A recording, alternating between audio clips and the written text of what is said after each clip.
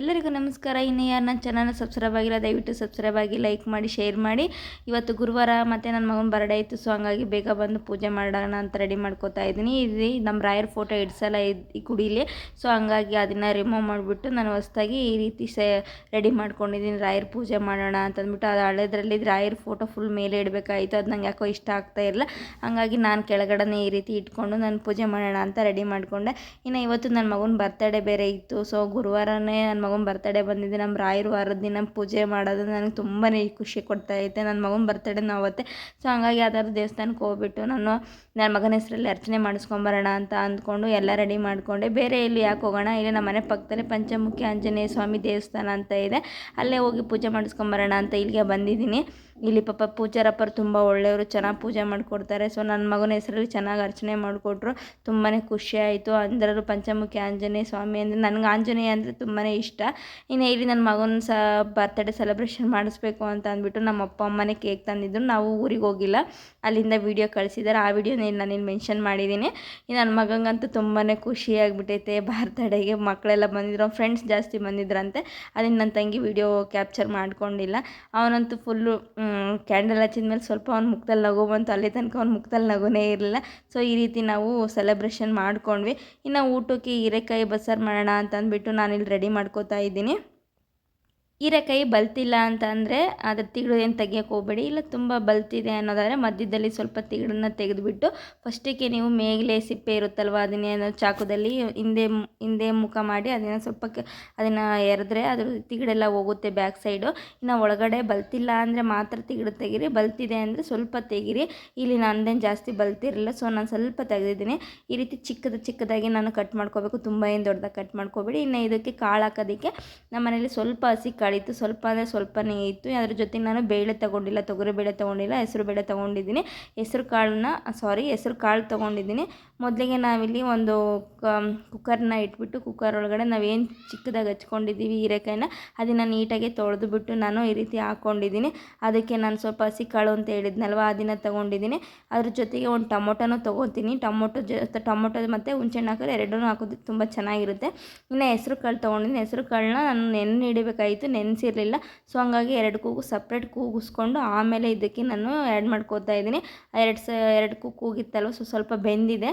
ಇನ್ನು ಈ ಸೊಪ್ಪಿನ ಜೊತೆಗೆ ಒಂದು ಕೂಗಿದ್ರೆ ಸಾಕು, ಜೊತೆಲಿ ಚೆನ್ನಾಗಿ ಬರುತ್ತೆ. ಅದಂಗೆ ನಮಗೆ ಎಷ್ಟು ಬೇಕೋ ಅಷ್ಟು ನೀರನ್ನು ಹಾಕ್ಕೊಂಡಿದ್ದೀನಿ. ಮತ್ತು ಆಗಲೇ ಹೆಸರು ಕಾಳು ಬೇಯಿಸಿದ್ನಲ್ವ, ಅದ್ರದ್ದು ನೀರಿತ್ತು ಸ್ವಲ್ಪ, ಅದನ್ನು ಸ್ವಲ್ಪ ಹೆಸರನ್ನ ಹಾಕ್ಕೊಂಡಿದ್ದೀನಿ. ಸ್ವಲ್ಪ ಉಪ್ಪನ್ನು ಹಾಕ್ಕೊಂಡಿದ್ದೀನಿ. ಉಪ್ಪು ಹಾಕ್ಕೊಂಡೆ 2 ವಿಷಲ್ ಸಾಕು, ಯಾಕಂದರೆ ಆಗಲೇ ಕಾಳು ಬೆಂದಿರೋದ್ರಿಂದ ತುಂಬ ಬೇಯ್ದಿರುತ್ತೆ ಅಂದ್ಬಿಟ್ಟು 2 ಕೂಗನ್ನು ಕೂಗಿಸ್ಕೊಳ್ಳೋಣ ಅಂತ ಕ್ಯಾಪ್ ಕ್ಲೋಸ್ ಮಾಡಿಬಿಟ್ಟು ಇಟ್ಟಿದ್ದೀನಿ. ಇನ್ನು ನನಗೆ ಸ್ವಲ್ಪ ಯಾವಾಗಲೂ ಟೀ ಇದ್ರೇ ಚೆಂದ, ಯಾವಾಗಲೂ ನಾನು ಟೀ ಕುಡಿತಾ ಇರ್ತೀನಿ. ಟೀ ಕುಡಿಬಾರ್ದು, ಜಾಸ್ತಿ ಪಿತ್ತ ಅಂತ ಹೇಳ್ತಾರೆ. ಆದರೆ ನನಗೆ ಅಡುಗೆ ಮಾಡೋವಾಗ ನಾನು ಸ್ವಲ್ಪ ಅದೇನೋ ಚಿಕ್ಕ ವಯಸ್ಸಿಂದನೂ ಅಭ್ಯಾಸ ಆಗಿಬಿಟ್ಟಿದೆ.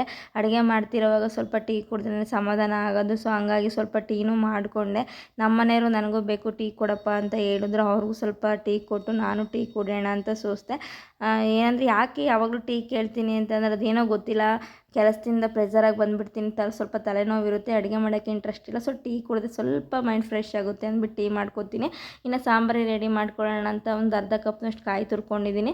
ಇನ್ನು ಬೆಳ್ಳುಳ್ಳಿನ ಸುರಿತಾ ಇದ್ದೀನಿ. ಬೆಳ್ಳುಳ್ಳಿ ಎಲ್ಲ ನೀಟಾಗಿ ಸುಲ್ಕೋಬೇಕು, ಸಿಪ್ಪೆ ಇರಬಾರ್ದು. ಯಾಕೆ ಅಂದರೆ ಅದೇನೋ ಜೆಂಟ್ಸಿಗೆ ಬೆಳ್ಳುಳ್ಳಿ ಸಿಪ್ಪೆ ತಿಂದ್ರೇನೋ ಪ್ರಾಬ್ಲಮ್ಮು ಅಂತ ಹೇಳ್ತಾರೆ, ಅದು ನನಗೆ ನೀಟಾಗಿ ಗೊತ್ತಿಲ್ಲ, ನಮ್ಮ ಅಜ್ಜಿ ಹೇಳ್ತಾಯಿದ್ರು. ಸೊ ಹಂಗಾಗಿ ನೀಟಾಗಿ ಸಿಪ್ಪೆನೆಲ್ಲ ತೆಗೆದೆ. ಇನ್ನು ಜೀರಿಗೆ ಹಾಕ್ಕೋಬೇಕಾಯಿತು, ಮತ್ತು ಹುಣಸೆಹಣ್ಣು, ಕೊತ್ತಂಬರಿ ಸೊಪ್ಪು, 1-2 ಹಸ್ರುಗಾಯಿನ, ಅಂದರೆ ನೀವು ಕ್ವಾಂಟಿಟಿ ಎಷ್ಟಿರುತ್ತೋ ಅದ್ರ ಮೇಲೆ ನೀವು ಒಂದು ಹಸ್ರುಗಾಯಿನ ತೊಗೊಳ್ಳಿ.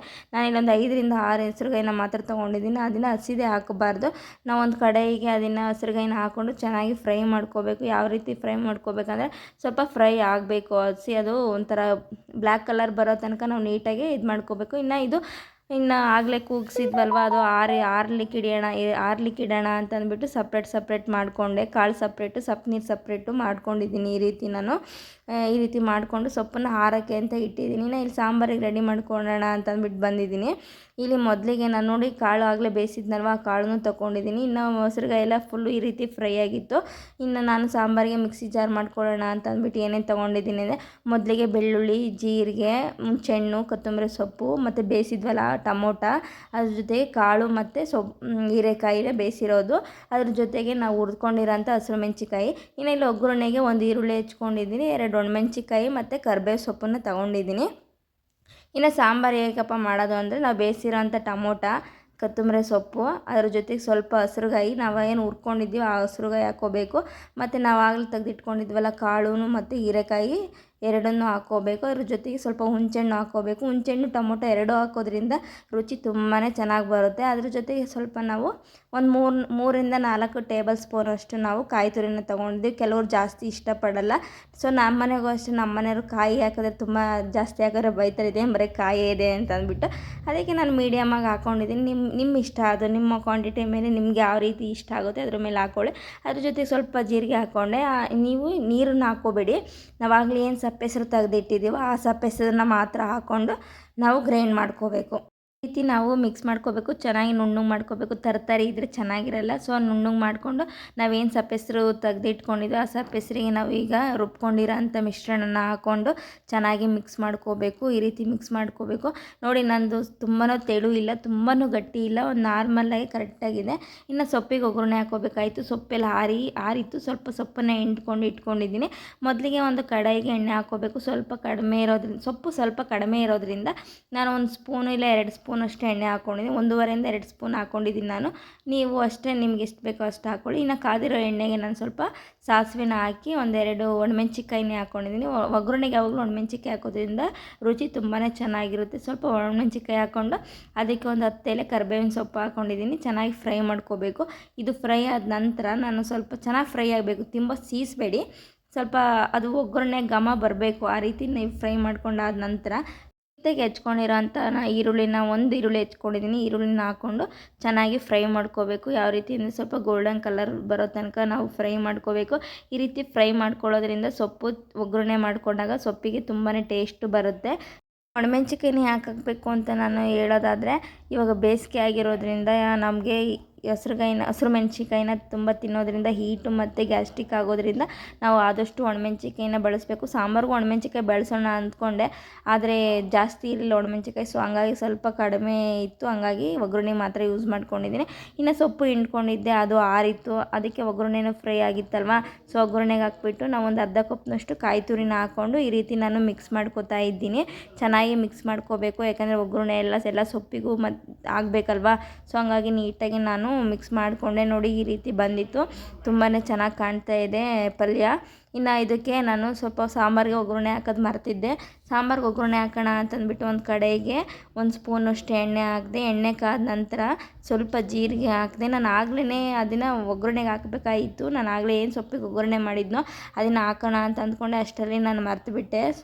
ಅದಕ್ಕೆ ಹೊಸ್ದಾಗಿ ಸಪ್ರೇಟಾಗಿ ಮತ್ತೆ ಮಾಡ್ಕೋತಾ ಇದ್ದೀನಿ. ಕಾದಿರೋ ಎಣ್ಣೆಗೆ ಸ್ವಲ್ಪ ಸಾಸಿವೆ ಹಾಕ್ಬಿಟ್ಟು, ಸಾಸಿವೆ ಚಿಟಪಟ ಆದ ನಂತರ ಒಂದೇ ಒಂದು ಒಣಮೆಣ್ಸಿಕಾಯಿನ ಹಾಕಿ ಕರಿಬೇವಿನ ಸೊಪ್ಪನ್ನ ಹಾಕಿ ಚೆನ್ನಾಗಿ ರೋಸ್ಟ್ ಮಾಡಿ ಫ್ರೈ ಮಾಡಿಕೊಂಡು ನಾವೇನು ಸಾಂಬಾರು ರೆಡಿ ಮಾಡಿದ್ದೀವಿ ಆ ಸಾಂಬಾರಿಗೆ ಮಿಕ್ಸ್ ಮಾಡಿಕೊಂಡು ಈ ರೀತಿ ಮಿಕ್ಸ್ ಮಾಡೋದ್ರಿಂದ ಎಲ್ಲ ಒಗ್ಗರಣೆನೂ ಸಾಂಬಾರಿಗೆ ಆಗುತ್ತೆ. ಸೊ ಹಂಗಾಗಿ ಎಲ್ಲ ನೀಟಾಗಿ ಮಿಕ್ಸ್ ಮಾಡ್ಕೋಬೇಕು. ನೋಡಿ, ಈ ರೀತಿ ತೆಳ್ಳಗೆ ಬಂದಿದೆ ನನ್ನ ಸಾಂಬಾರು.